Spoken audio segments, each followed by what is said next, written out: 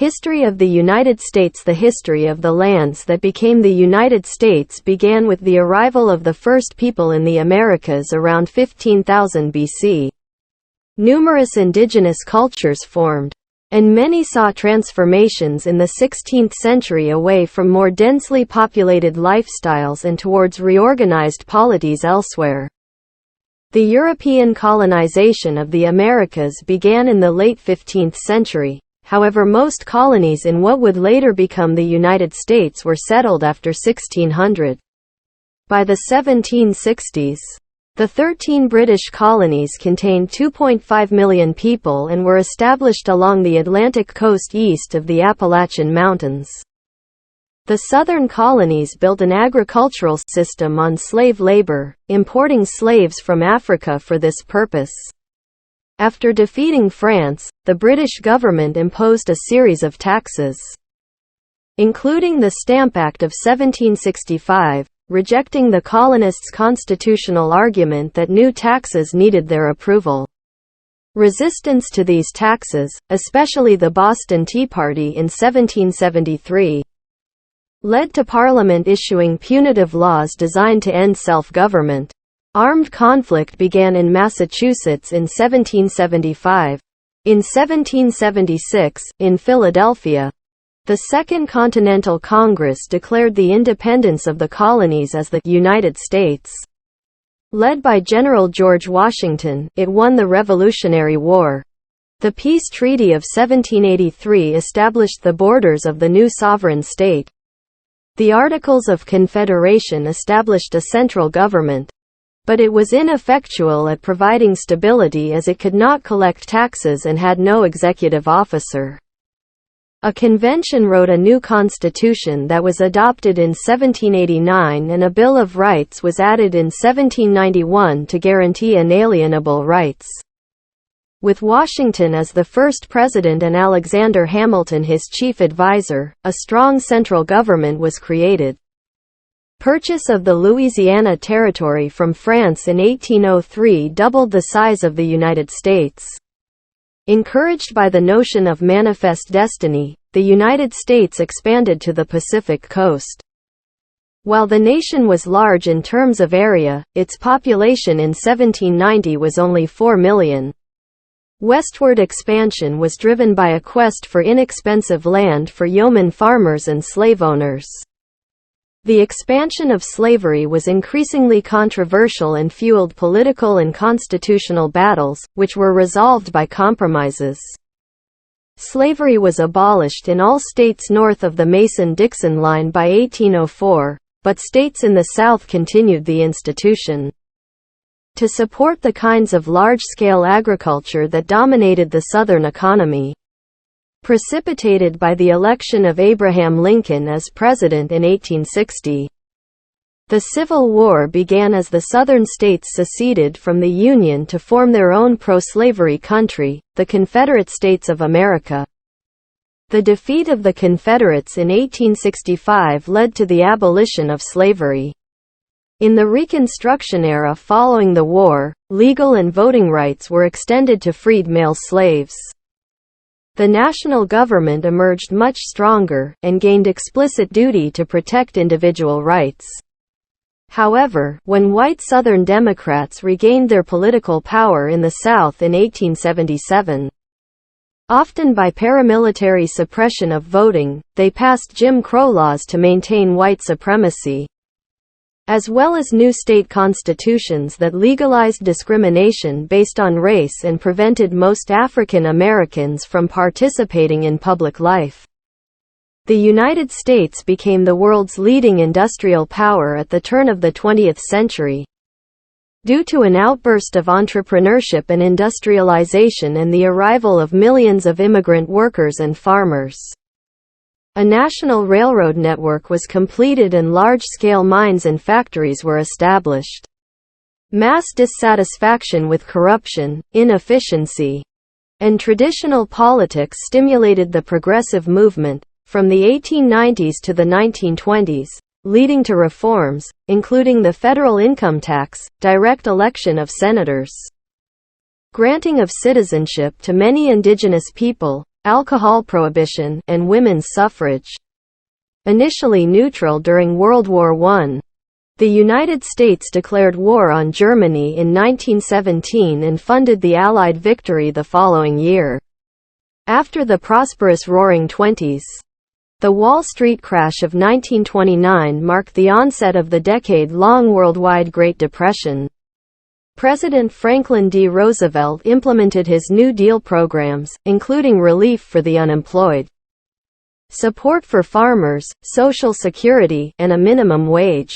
The New Deal defined modern American liberalism. Following the Japanese attack on Pearl Harbor, the United States entered World War II and financed the Allied war effort, and helped defeat Nazi Germany and Fascist Italy in the European theater. Its involvement culminated in using newly American-invented nuclear weapons on Hiroshima and Nagasaki to defeat Imperial Japan in the Pacific War. The United States and the Soviet Union emerged as rival superpowers in the aftermath of World War II. During the Cold War, the two countries confronted each other indirectly in the arms race, the space race, propaganda campaigns, and proxy wars. In the 1960s, in large part due to the strength of the civil rights movement, another wave of social reforms was enacted which enforced the constitutional rights of voting and freedom of movement to African Americans. In the 1980s, Ronald Reagan's presidency realigned American politics towards reductions in taxes and regulations. The Cold War ended when the Soviet Union was dissolved in 1991, leaving the United States as the world's sole superpower. Foreign policy after the Cold War has often focused on many conflicts in the Middle East, especially after the September 11 attacks. Early in the 21st century, the United States experienced the Great Recession and the COVID-19 pandemic, which had a negative effect on the local economy. Beginnings. Before 1630, it is not definitively known how or when Native Americans first settled the Americas and the present-day United States. The prevailing theory proposes that people from Eurasia followed game across Beringia, a land bridge that connected Siberia to present-day Alaska during the Ice Age, and then spread southward throughout the Americas. This migration may have begun as early as 30,000 years ago and continued through to about 10,000 years ago, when the land bridge became submerged by the rising sea level caused by the melting glaciers. These early inhabitants, called Paleo-Indians, soon diversified into hundreds of culturally distinct settlements and countries. This pre-Columbian era incorporates all periods in the history of the Americas before the appearance of European influences on the American continents, spanning from the original settlement in the Upper Paleolithic period to European colonization during the early modern period. While the term technically refers to the era before Christopher Columbus's voyage in 1492, in practice the term usually includes the history of American indigenous cultures until they were conquered or significantly influenced by Europeans.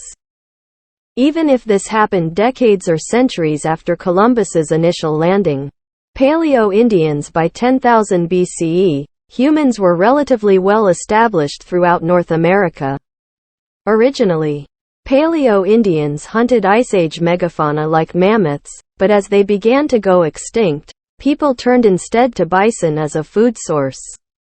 As time went on, foraging for berries and seeds became an important alternative to hunting. Paleo-Indians in central Mexico were the first in the Americas to farm, starting to plant corn, beans, and squash around 8000 BCE. Eventually, the knowledge began to spread northward. By 3000 BCE, corn was being grown in the valleys of Arizona and New Mexico, followed by primitive irrigation systems and early villages of the Hohokam. One of the earlier cultures in the present-day United States was the Clovis culture, who are primarily identified by the use of fluted spear points called the Clovis point. From 9100 to 8850 BCE, the culture ranged over much of North America and also appeared in South America. Artifacts from this culture were first excavated in 1932 near Clovis, New Mexico. The Folsom culture was similar, but is marked by the use of the Folsom point. A later migration identified by linguists, anthropologists, and archaeologists occurred around 8000 BCE. This included Na-Dene-speaking peoples, who reached the Pacific Northwest by 5000 BCE. From there, they migrated along the Pacific coast and into the interior and constructed large multi-family dwellings in their villages, which were used only seasonally in the summer to hunt and fish, and in the winter to gather food supplies. Another group, the Oshara tradition people, who lived from 5500 BCE to 600 CE, were part of the archaic Southwest. Mound builders and pueblos. The Adena began constructing large earthwork mounds around 600 BCE. They are the earliest known people to have been mound builders, however. There are mounds in the United States that predate this culture. Watson Brake is an 11-mound complex in Louisiana that dates to 3500 BCE, and nearby Poverty Point, built by the Poverty Point culture, is an earthwork complex that dates to 1700 BCE. These mounds likely served a religious purpose. The Adenans were absorbed into the Hopewell tradition, a powerful people who traded tools and goods across a wide territory.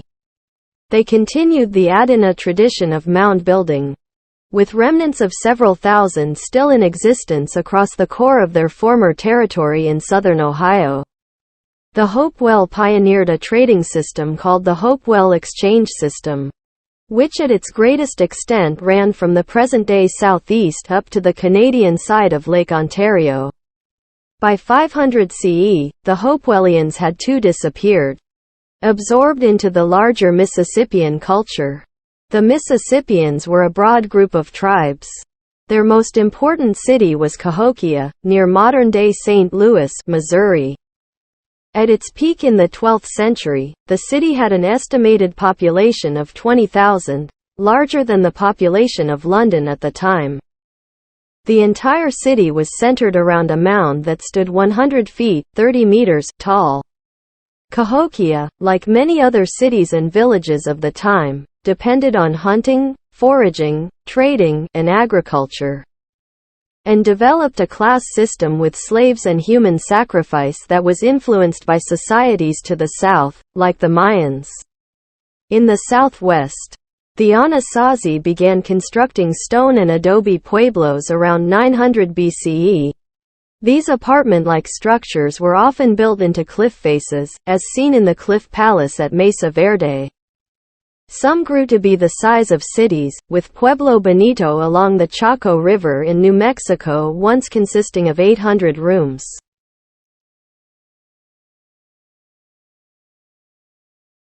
Northwest and Northeast. The indigenous peoples of the Pacific Northwest were likely the most affluent Native Americans.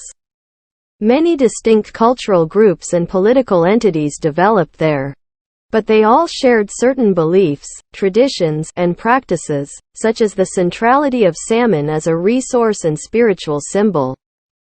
Permanent villages began to develop in this region as early as 1000 BCE, and these communities celebrated by the gift-giving feast of the potlatch. These gatherings were usually organized to commemorate special events such as the raising of a totem pole or the celebration of a new chief.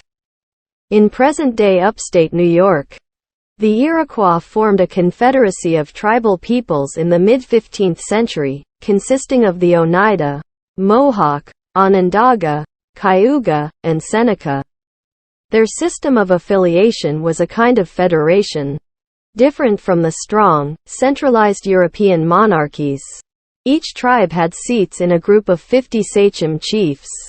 It has been suggested that their culture contributed to political thinking during the development of the United States government. The Iroquois were powerful, waging war with many neighboring tribes. And later, Europeans, As their territory expanded, smaller tribes were forced further west, including the Osage, Kaw, Ponca, and Omaha peoples. Native Hawaiians. The exact date for the settling of Hawaii is disputed, but the first settlement most likely took place between 940 and 1130 CE. Around 1200 CE, Tahitian explorers found and began settling the area as well, establishing a new caste system. This marked the rise of the Hawaiian civilization, which would be largely separated from the rest of the world until the arrival of the British 600 years later. Europeans under the British explorer James Cook arrived in the Hawaiian Islands in 1778. And within 5 years of contact, European military technology would help Kamehameha I conquer most of the island group, and eventually unify the islands for the first time. Establishing the Hawaiian Kingdom, Puerto Rico. The island of Puerto Rico has been settled for at least 4,000 years, dating back to the remains of Puerto Pharaoh man. Starting with the Ortoroid culture, successive generations of native migrations arrived, replacing or absorbing local populations. By the year 1000, Arawak people had arrived from South America via the Lesser Antilles. These settlers would become the Taino encountered by the Spanish in 1493. Upon European contact, a native population between 30,000 and 60,000 was likely, led by a single chief called a cacique. Colonization resulted in the decimation of the local inhabitants due to the harsh encomienda system and epidemics caused by Old World diseases. Puerto Rico would remain a part of Spain until American annexation in 1898. Norse exploration. The earliest recorded European mention of America is in a historical treatise by the medieval chronicler Adam of Bremen, circa 1075, where it is referred to as Vinland.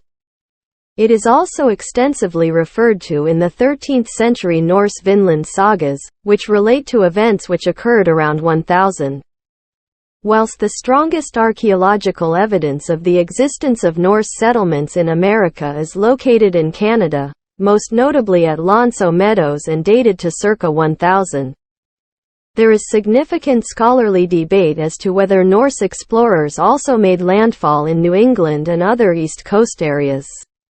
In 1925, President Calvin Coolidge declared that a Norse explorer called Leif Erikson, c.970 circa .1020, was the first European to discover America. Colonization, settlement, and communities, 1630 to 1763. After a period of exploration sponsored by major European states, the first successful English settlement was established in 1607.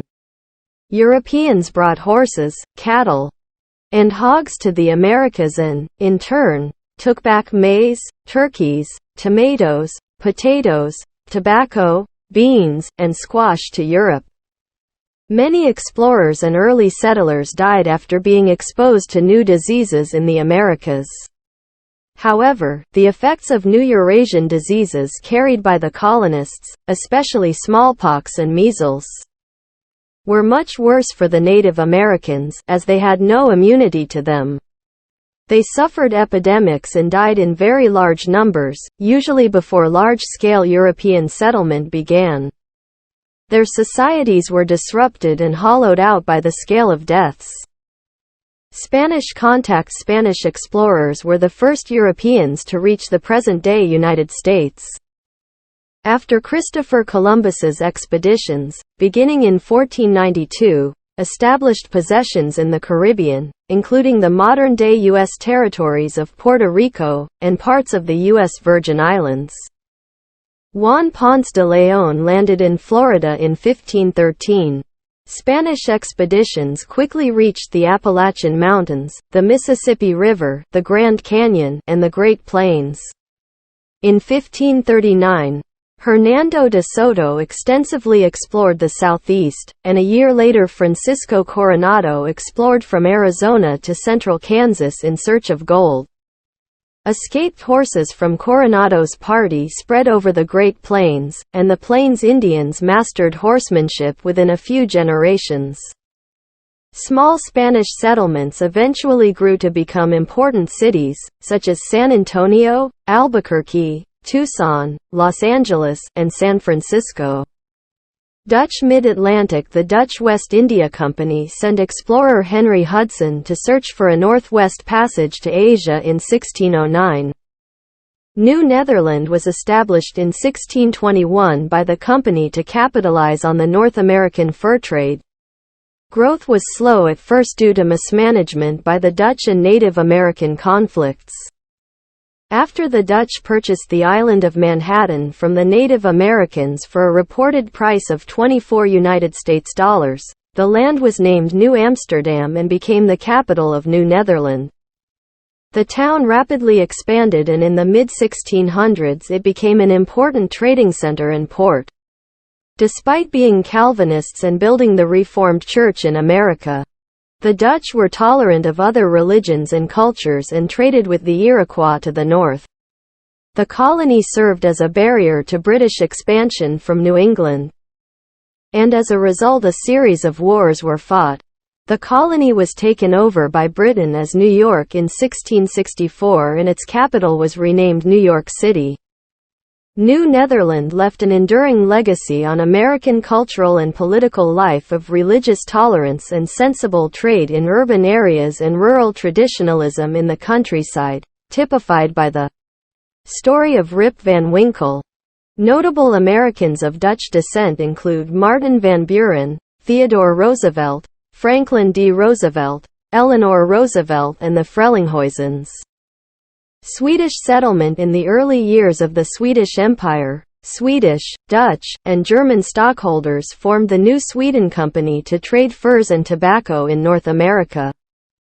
The company's first expedition was led by Peter Minuit, who had been governor of New Netherland from 1626 to 1631 but left after a dispute with the Dutch government, and landed in Delaware Bay in March 1638.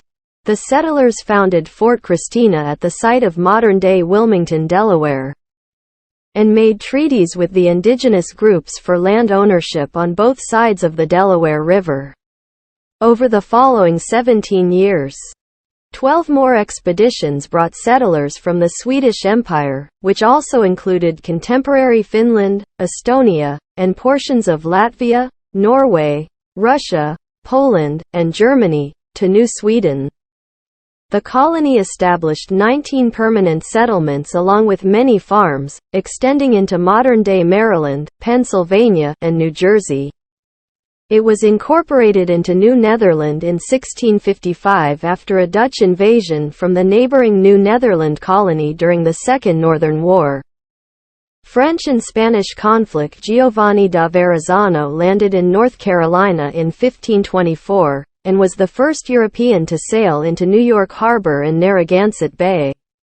A decade later, Jacques Cartier sailed in search of the Northwest Passage, but instead discovered the St. Lawrence River and laid the foundation for French colonization of the Americas in New France.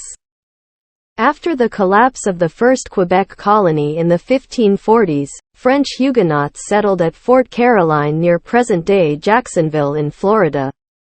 In 1565, Spanish forces led by Pedro Menéndez destroyed the settlement and established the first European settlement in what would become the United States, St. Augustine. After this, the French mostly remained in Quebec and Acadia, but far-reaching trade relationships with Native Americans throughout the Great Lakes and Midwest spread their influence. French colonists in small villages along the Mississippi and Illinois rivers lived in farming communities that served as a grain source for Gulf Coast settlements. The French established plantations in Louisiana along with settling New Orleans, Mobile and Biloxi. British colonies. The English, drawn in by Francis Drake's raids on Spanish treasure ships leaving the New World, settled the strip of land along the east coast in the 1600s. The first British colony in North America was established at Roanoke by Walter Raleigh in 1585, but failed. It would be 20 years before another attempt. The early British colonies were established by private groups seeking profit, and were marked by starvation, disease, and Native American attacks. Many immigrants were people seeking religious freedom or escaping political oppression, peasants displaced by the Industrial Revolution, or those simply seeking adventure and opportunity. Between the late 1610s and the Revolution, the British shipped an estimated 50,000 to 120,000 convicts to their American colonies. In some areas, Native Americans taught colonists how to plant and harvest the native crops. In others, they attacked the settlers. Virgin forests provided an ample supply of building material and firewood. Natural inlets and harbors lined the coast, providing easy ports for essential trade with Europe. Settlements remained close to the coast due to this, as well as Native American resistance and the Appalachian Mountains that were found in the interior. First settlement in Jamestown. The first successful English colony, Jamestown, was established by the Virginia Company in 1607 on the James River in Virginia. The colonists were preoccupied with the search for gold and were ill-equipped for life in the New World. Captain John Smith held the fledgling Jamestown together in the first year, and the colony descended into anarchy and nearly failed when he returned to England 2 years later. John Rolfe began experimenting with tobacco from the West Indies in 1612. And by 1614 the first shipment arrived in London. It became Virginia's chief source of revenue within a decade. In 1624, after years of disease and Indian attacks, including the Powhatan attack of 1622, King James I revoked the Virginia Company's charter and made Virginia a royal colony. New England colonies. New England was initially settled primarily by Puritans fleeing religious persecution. The Pilgrims sailed for Virginia on the Mayflower in 1620, but were knocked off course by a storm and landed at Plymouth, where they agreed to a social contract of rules in the Mayflower Compact. Like Jamestown, Plymouth suffered from disease and starvation. But local Wampanoag Indians taught the colonists how to farm maize.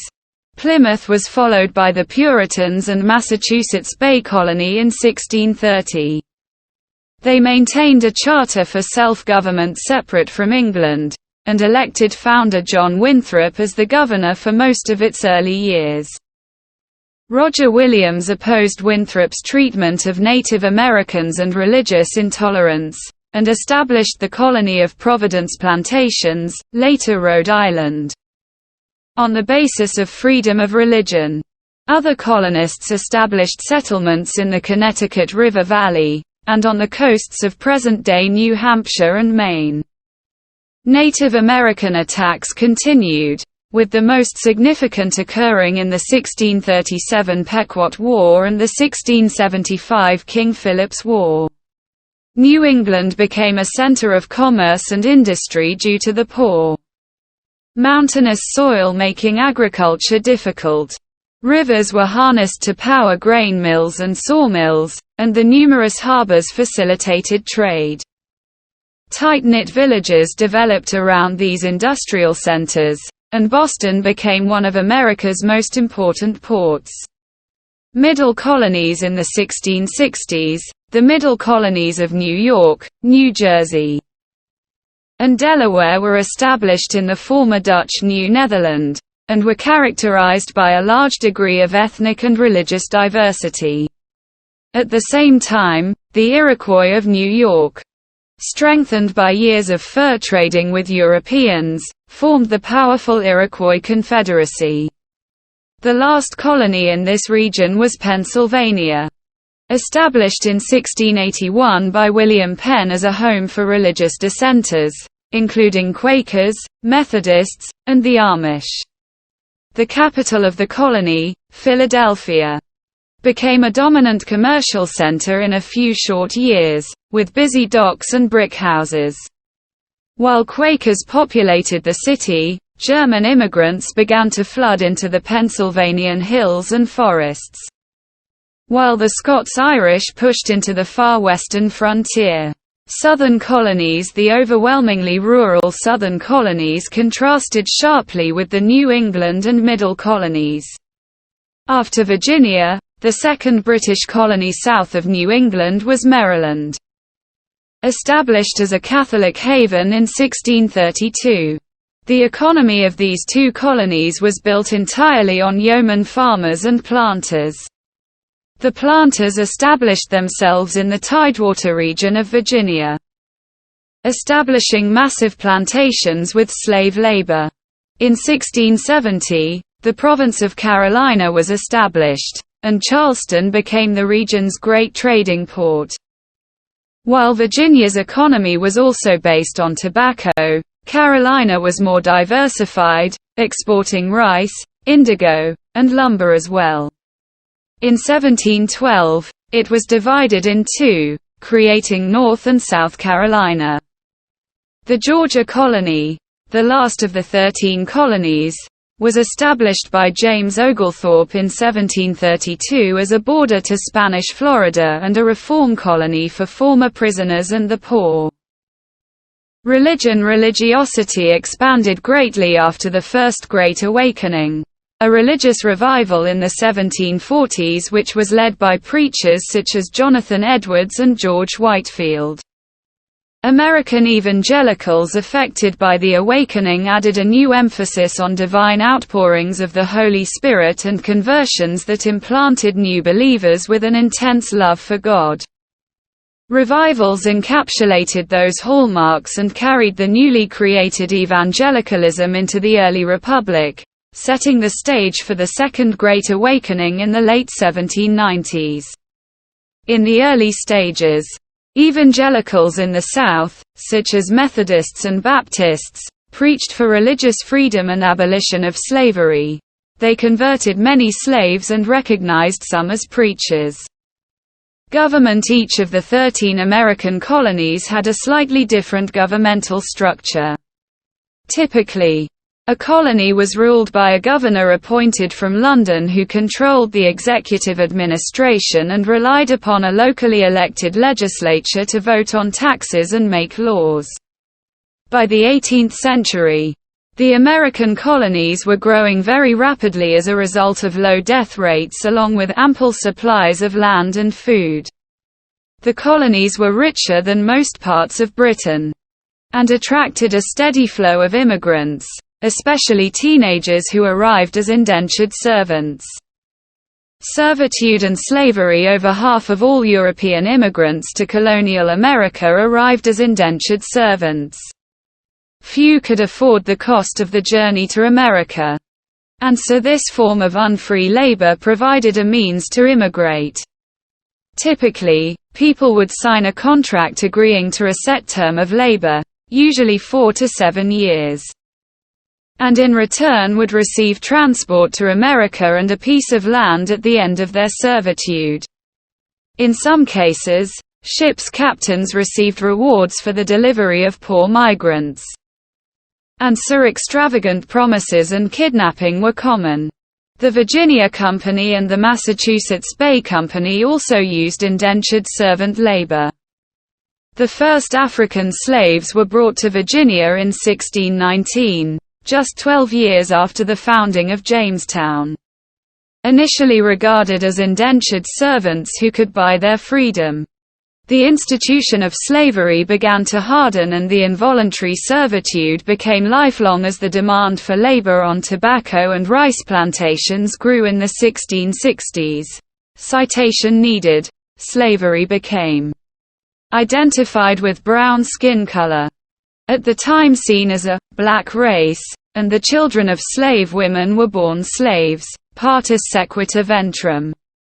By the 1770s, African slaves comprised a fifth of the American population.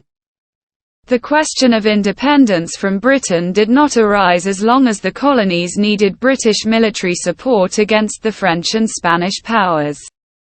Those threats were gone by 1765. However, London continued to regard the American colonies as existing for the benefit of the mother country in a policy known as mercantilism. Colonial America was defined by a severe labor shortage that used forms of unfree labor, such as slavery and indentured servitude. The British colonies were also marked by a policy of avoiding strict enforcement of parliamentary laws, known as salutary neglect.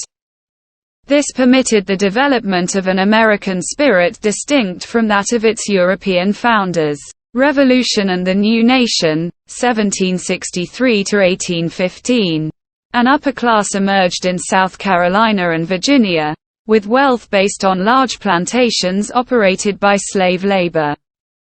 A unique class system operated in upstate New York, where Dutch tenant farmers rented land from very wealthy Dutch proprietors, such as the Van Rensselaer family.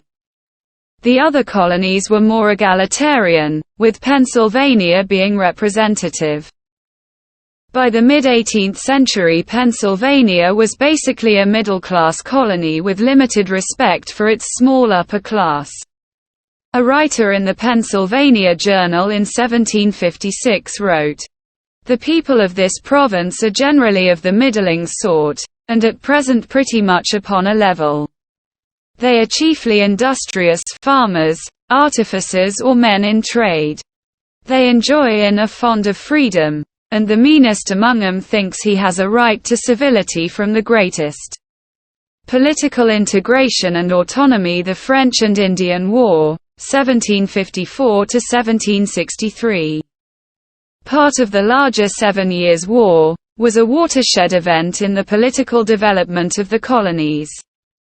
The influence of the French and Native Americans, the main rivals of the British Crown in the colonies and Canada, was significantly reduced, and the territory of the 13 colonies expanded into New France. Both in Canada and Louisiana. Citation needed. The war effort also resulted in greater political integration of the colonies, as reflected in the Albany Congress and symbolized by Benjamin Franklin's call for the colonies to join or die.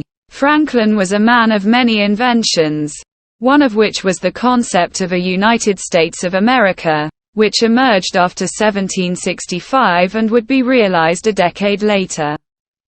Taxation without representation. Following Britain's acquisition of French territory in North America, King George III issued the Royal Proclamation of 1763. With the goal of organizing the new North American Empire and protecting the Native Americans from colonial expansion into western lands beyond the Appalachian Mountains. In the following years, strains developed in the relations between the colonists and the Crown. The British Parliament passed the Stamp Act of 1765, imposing a tax on the colonies, without going through the colonial legislatures. The issue was drawn. Did Parliament have the right to tax Americans who were not represented in it? Crying, "No taxation without representation." The colonists refused to pay the taxes as tensions escalated in the late 1760s and early 1770s. The Boston Tea Party in 1773 was a direct action by activists in the town of Boston to protest against the new tax on tea. Parliament quickly responded the next year with the Intolerable Acts, stripping Massachusetts of its historic right of self-government and putting it under military rule, which sparked outrage and resistance in all 13 colonies. Patriot leaders from every colony convened the First Continental Congress to coordinate their resistance to the Intolerable Acts. The Congress called for a boycott of British trade, published a list of rights and grievances, and petitioned the king to rectify those grievances.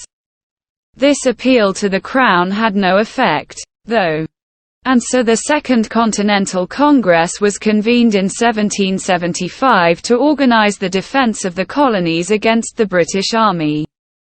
Common people became insurgents against the British even though they were unfamiliar with the ideological rationales being offered. They held very strongly a sense of rights that they felt the British were deliberately violating, rights that stressed local autonomy, fair dealing, and government by consent. They were highly sensitive to the issue of tyranny, which they saw manifested by the arrival in Boston of the British Army to punish the Bostonians. This heightened their sense of violated rights, leading to rage and demands for revenge, and they had faith that God was on their side. American Revolution. The Second Continental Congress voted to declare independence on July 2, 1776, and the Declaration of Independence was drafted by the Committee of Five. The Declaration of Independence presented arguments in favor of the rights of citizens, stating that all men are created equal, supporting the rights of life, liberty and the pursuit of happiness, and demanding the consent of the governed. It also listed grievances against the Crown. The Founding Fathers were guided by the ideology of republicanism, rejecting the monarchism of Great Britain. The Declaration of Independence was signed by members of the Congress on July 4. This date has since been commemorated as Independence Day. The American Revolutionary War began with the battles of Lexington and Concord when American and British forces clashed on April 19, 1775. George Washington was appointed General of the Continental Army. The New York and New Jersey Campaign was the first major campaign of the war, beginning in 1776. Washington's crossing of the Delaware River began a series of victories that expelled British forces from New Jersey. The British began the Saratoga Campaign in 1777 to capture Albany, New York as a choke point. After American victory at Saratoga, France, the Netherlands, and Spain began providing support to the Continental Army. Britain responded to defeat in the Northern Theater by advancing in the Southern Theater, beginning with the capture of Savannah in 1778. American forces reclaimed the South in 1781, and the British Army was defeated in the Siege of Yorktown on October 19, 1781. King George III formally ordered the end of hostilities on December 5, 1782, recognizing American independence. The Treaty of Paris was negotiated between Great Britain and the United States to establish terms of peace. It was signed on September 3, 1783, and it was ratified by the Congress of the Confederation on January 14, 1784. Washington resigned his commission as Commander-in-Chief of the Continental Army on December 23, 1783. Confederation period. The Articles of Confederation were ratified as the governing law of the United States, written to limit the powers of the central government in favor of state governments. This caused economic decline, as the government was unable to pass economic legislation and pay its debts. Nationalists worried that the Confederate nature of the Union was too fragile to withstand an armed conflict with any adversarial states, or even internal revolts such as the Shays' Rebellion of 1786 in Massachusetts. In the 1780s, the national government was able to settle the issue of the western regions of the young United States, which were ceded by the states to Congress and became territories. With the migration of settlers to the Northwest, soon they became states. The American Indian Wars continued in the 1780s as settlers moved west, prompting Native American attacks on American civilians and in turn prompting American attacks on Native American civilians. The Northwestern Confederacy and American settlers began fighting the Northwest Indian War in the late 1780s. The Northwestern Confederacy received British support, but the settlers received little assistance from the American government. Nationalists, most of them war veterans, organized in every state and convinced Congress to call the Philadelphia Convention in 1787.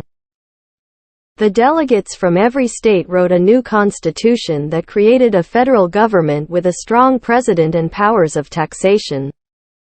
The new government reflected the prevailing Republican ideals of guarantees of individual liberty and of constraining the power of government through a system of separation of powers. A national debate took place over whether the Constitution should be ratified, and it was ratified by a sufficient number of states in 1788 to begin forming a federal government. The United States Electoral College chose George Washington as the first President of the United States in 1789. President George Washington, a renowned hero of the American Revolutionary War, Commander-in-Chief of the Continental Army, and President of the Constitutional Convention, became the first President of the United States under the new Constitution in 1789. The national capital moved from New York to Philadelphia in 1790 and finally settled in Washington, D.C. in 1800. The major accomplishment of the Washington administration was creating a strong national government that was recognized without question by all Americans. His government, following the vigorous leadership of Treasury Secretary Alexander Hamilton, assumed the debts of the states. The debt holders received federal bonds, created the Bank of the United States to stabilize the financial system, and set up a uniform system of tariffs, taxes on imports, and other taxes to pay off the debt and provide a financial infrastructure. To support his programs, Hamilton created a new political party, the first in the world based on voters, the Federalist Party. To assuage the anti-federalists who feared a too powerful central government, the Congress adopted the United States Bill of Rights in 1791, comprising the first 10 amendments of the Constitution. It guaranteed individual liberties such as freedom of speech and religious practice, jury trials, and stated that citizens and states had reserved rights, which were not specified. Two-party system. Thomas Jefferson and James Madison formed an opposition Republican Party, usually called the Democratic Republican Party by political scientists. Hamilton and Washington presented the country in 1794 with the Jay Treaty that re-established good relations with Britain.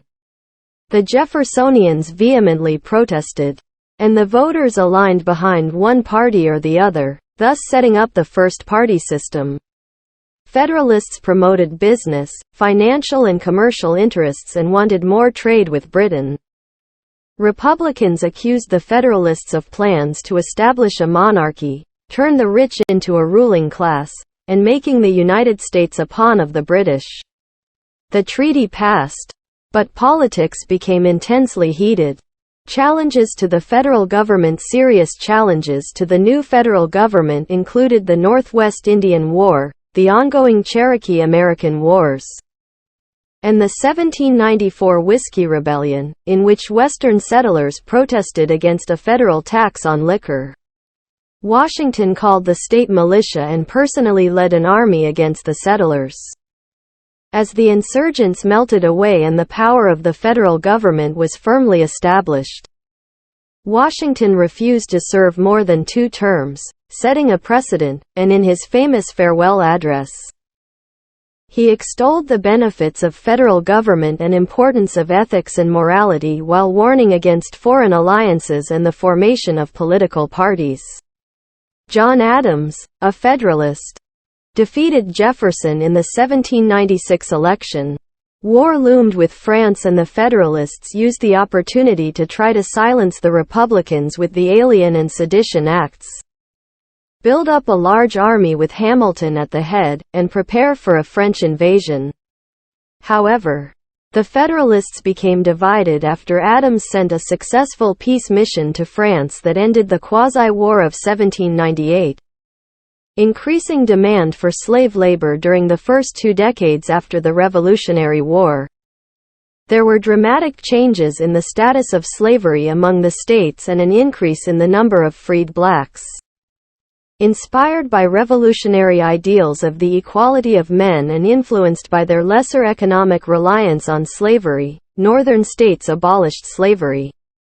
States of the Upper South made manumission easier, resulting in an increase in the proportion of free blacks in the Upper South, as a percentage of the total non-white population, from less than 1% in 1792 to more than 10% by 1810. By that date, a total of 13.5% of all blacks in the United States were free. After that date, with the demand for slaves on the rise because of the Deep South's expanding cotton cultivation, the number of manumissions declined sharply, and an internal U.S. slave trade became an important source of wealth for many planters and traders. In 1807, with 4 million slaves already in the United States, Congress severed the U.S.'s involvement with the Atlantic slave trade. Louisiana and Jeffersonian Republicanism. Jefferson defeated Adams massively for the presidency in the 1800 election. Jefferson's major achievement as president was the Louisiana Purchase in 1803, which provided U.S. settlers with vast potential for expansion west of the Mississippi River. Jefferson, a scientist, supported expeditions to explore and map the new domain, most notably the Lewis and Clark expedition. Jefferson believed deeply in republicanism and argued it should be based on the independent yeoman farmer and planter. He distrusted cities, factories and banks. He also distrusted the federal government and judges, and tried to weaken the judiciary. However, he met his match in John Marshall, a Federalist from Virginia. Although the Constitution specified a Supreme Court, its functions were vague until Marshall, the Chief Justice of the United States, 1801 to 1835, defined them. Especially the power to overturn acts of Congress or states that violated the Constitution, first enunciated in 1803 in Marbury v. Madison. War of 1812. Americans were increasingly angry at the British violation of American ships' neutral rights to hurt France. The impressment, seizure, of 10,000 American sailors needed by the Royal Navy to fight Napoleon, and British support for hostile Indians attacking American settlers in the American Midwest with the goal of creating a pro-British Indian barrier state to block American expansion westward. They may also have desired to annex all or part of British North America, although this is still heavily debated. Despite strong opposition from the Northeast, especially from Federalists who did not want to disrupt trade with Britain, Congress declared war on June 18, 1812. The war was frustrating for both sides. Both sides tried to invade the other and were repulsed. The American High Command remained incompetent until the last year. The American militia proved ineffective because the soldiers were reluctant to leave home and efforts to invade Canada repeatedly failed.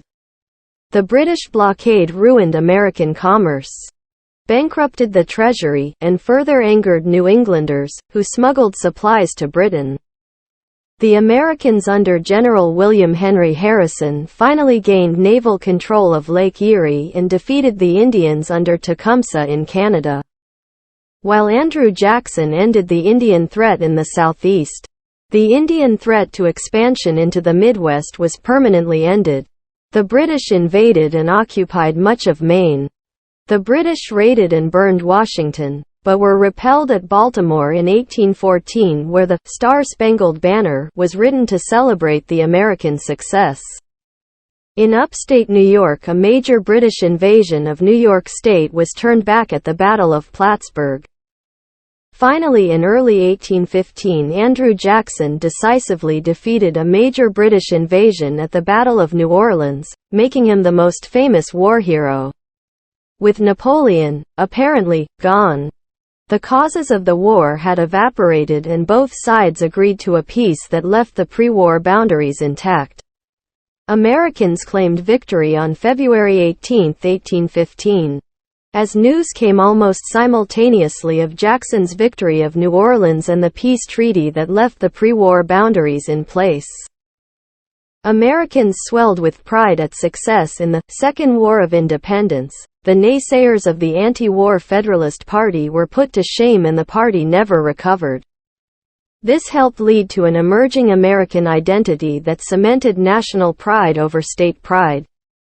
Britain never achieved the war goal of granting the Indians a barrier state to block further American settlement, and this allowed settlers to pour into the Midwest without fear of a major threat. The War of 1812 also destroyed America's negative perception of a standing army, which was proved useful in many areas against the British as opposed to ill-equipped and poorly trained militias in the early months of the war. And War Department officials instead decided to place regular troops as the main military capabilities of the government. Second Great Awakening. The Second Great Awakening was a Protestant revival movement that affected virtually all of society during the early 19th century and led to rapid church growth. The movement began around 1790, gained momentum by 1800, and, after 1820, membership rose rapidly among Baptist and Methodist congregations, whose preachers led the movement. It was past its peak by the 1840s. It enrolled millions of new members in existing evangelical denominations and led to the formation of new denominations. Many converts believed that the awakening heralded a new millennial age. The Second Great Awakening stimulated the establishment of many reform movements, including abolitionism and temperance, designed to remove the evils of society before the anticipated second coming of Jesus Christ. Era of good feelings. As strong opponents of the War of 1812, the Federalists held the Hartford Convention in 1814 that hinted at disunion. National euphoria after the victory at New Orleans ruined the prestige of the Federalists, and they no longer played a significant role as a political party. President Madison and most Republicans realized they were foolish to let the First Bank of the United States close down, for its absence greatly hindered the financing of the war. So, with the assistance of foreign bankers, they chartered the Second Bank of the United States in 1816. The Republicans also imposed tariffs designed to protect the infant industries that had been created when Britain was blockading the U.S. with the collapse of the Federalists as a party. The adoption of many Federalist principles by the Republicans, and the systematic policy of President James Monroe in his two terms, 1817 to 1825, to downplay partisanship. Society entered an era of good feelings, with far less partisanship than before, or after, and closed out the first-party system. The Monroe Doctrine, expressed in 1823, proclaimed the United States' opinion that European powers should no longer colonize or interfere in the Americas. This was a defining moment in the foreign policy of the United States. The Monroe Doctrine was adopted in response to American and British fears over Russian and French expansion into the Western Hemisphere. In 1832, President Andrew Jackson, seventh President of the United States, ran for a second term under the slogan, "Jackson and no bank," and did not renew the charter of the Second Bank, dissolving the bank in 1836.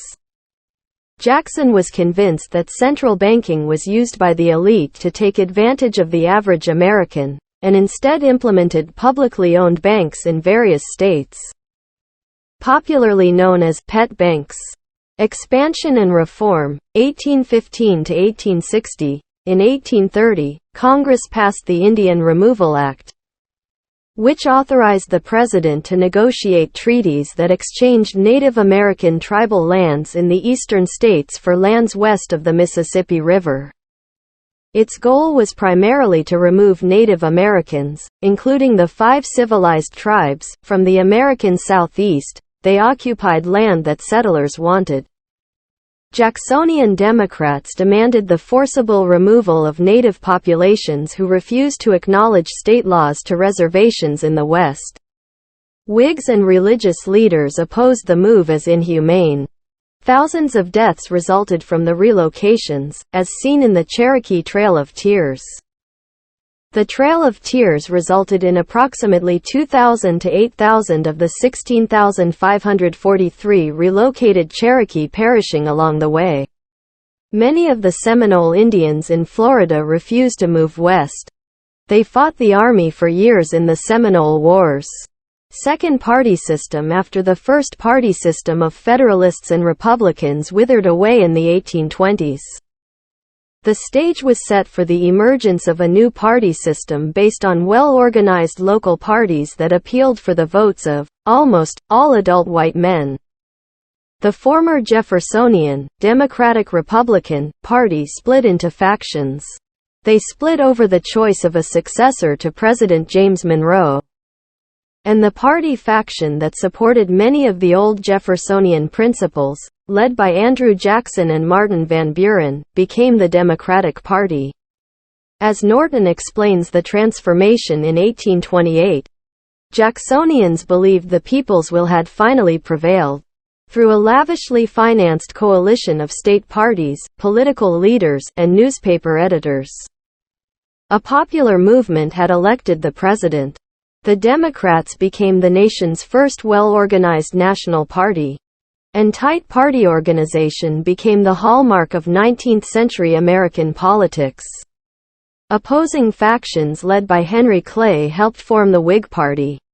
The Democratic Party had a small but decisive advantage over the Whigs until the 1850s, when the Whigs fell apart over the issue of slavery. The great majority of anti-slavery activists, such as Abraham Lincoln and Mr. Walters, rejected Garrison's theology and held that slavery was an unfortunate social evil, not a sin.